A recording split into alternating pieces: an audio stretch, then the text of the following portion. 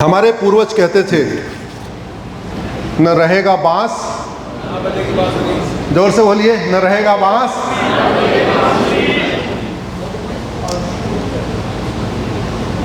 Actually किसी समस्या का समाधान करने के लिए बहुत वो अमेरिका की तरफ देखना नहीं है।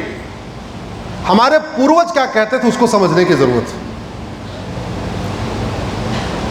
मैं गांव का रहने वाला हूं, आप में से कुछ लोग गांव के होंगे जिनका कनेक्शन होगा गांव से, पीछे बैठे हुए। तो गांव में क्या है, कुत्तों का झुंड होता है, 5-7 कुत्ते एक साथ चलते हैं। शहर में कम होते हैं, गांव में ज्यादा होते हैं।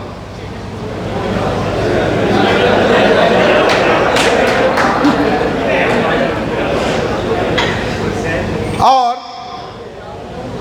वो कुत्तों ने घर आइडेंटिफाई किया हुआ है कि कहां जाना है और कहां नहीं जाना है। वो जानवर है, कुत्ता है। अगर कुत्ता कहने पे किसी को मानसिक दिक्कत आ रही है, मैं उसको डॉग कह देता हूं। डॉग। तो डॉग्स को भी पता है कि कहां हमको रोटी मिलेगी और कहां हमको सोटी मिलेगी।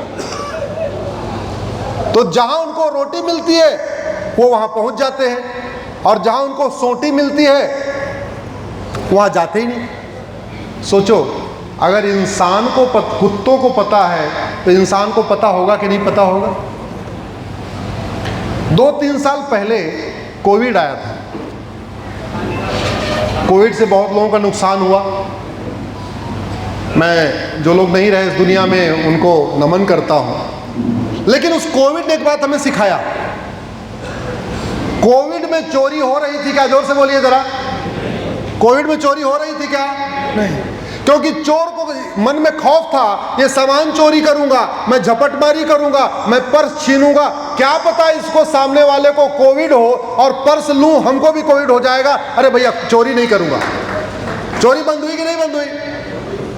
क्यों बंद हो गई? मन में खौफ। कोविड के समय में अपहरण हो रहा था क्या? जोर से बोलिए जरा। एकदम राम राज्य आया हुआ था, एकदम सतयुग चल रहा था। कोई चोरी नहीं, कोई झपटमारी नहीं, कोई अपहरण नहीं। क्यों? अपहरण करने वाले के मन में खौफ था, जिसको किडनैप करूंगा, जिसको उठाऊंगा, क्या पता इसको कोविड। आजकल आपके यहाँ एक्सटॉर्शन हो रहा है, आप फिरौती मांगी जा रही नहीं मांगी नहीं जा रही है? लाला जी, मांगी जा रही है। अरे लाला जी से नहीं मांग रहे भाई, मैं तो ऐसे कह रहा हूं। अब देखो, दोपहर में उनके यहाँ मैं अल्पाहार करके आया हूं, तो अल्पाहार किया तो मैं तो उन्हीं की बात करूंगा ना। आप लोगों ने अल्पाहार कराया नहीं मुझे। डॉक्टर साहब अपना फार्म हाउस घुमा के लाए, लाला जी ने मुझे ब्रेकफास्ट कराया, तो मैं इसलिए 2 ही, और आप भी मिले हमें, तो जो मिले बस उन्हीं की बात कर रहा हूं। तो श्री गंगानगर में फिरौती चल रही कि नहीं चल रही आजकल? जोर से बोलो। श्री गंगानगर में ड्रग कारोबार चल रहा है कि नहीं आजकल? श्री गंगानगर में धर्मांतरण चल रहा है कि नहीं? कोविड के समय कोई अपहरण फिरौती मांग रहा था क्या? कोविड के समय ड्रग कारोबार चल रहा था क्या? नहीं। क्यों? क्योंकि ड्रग कारोबार कैश में होता है। मन में खौफ था, नशा बेचूंगा, नोट लूंगा, क्या पता इसी नोट में कोविड आ जाए, हमारी जान चली जाए। यह होता है कानून का खौफ। मैं भारत में ऐसा ही कानून का खौफ पैदा करना चाहता हूं। मैं ऐसा ही खौफ पैदा करना चाहता हूं कि कोई भी व्यक्ति अधर्म करने से पहले, गलत काम करने से पहले 100 बार सोचे। मन में जैसे पहले कोविड का खौफ था, ऐसे ही मैं कानून का खौफ पैदा करना चाहता हूं। देश सुरक्षित तभी होता है जब शिक्षा में संस्कार हो और कानून का खौफ। घूसखोरी किस में होती है? जोर से बोलिए। कैश में होती है या चेक से होती है? कैश। अब मेरे साथ जोर जोर बोलिए, घूसखोरी कैश में। जोर से बोलिए। कमीशन खोरी कैश में, सूदखोरी कैश में, नशा तस्करी, हथियार तस्करी कैश में, गौ तस्करी कैश में, सोना तस्करी कैश में, चंदन तस्करी कैश में, अपहरण कैश में फिरौती, कैश में चोरी डकैती, झपटमारी कैश में, कालाबाजारी कैश में, मुनाफाखोरी कैश में, मिलावटखोरी कैश में, हवालाबाजी कैश में, कबूतरबाजी कैश में, तोलाबाजी कैश में, नकली शराब कैश में, सट्टाबाजी कैश में, हवलदार,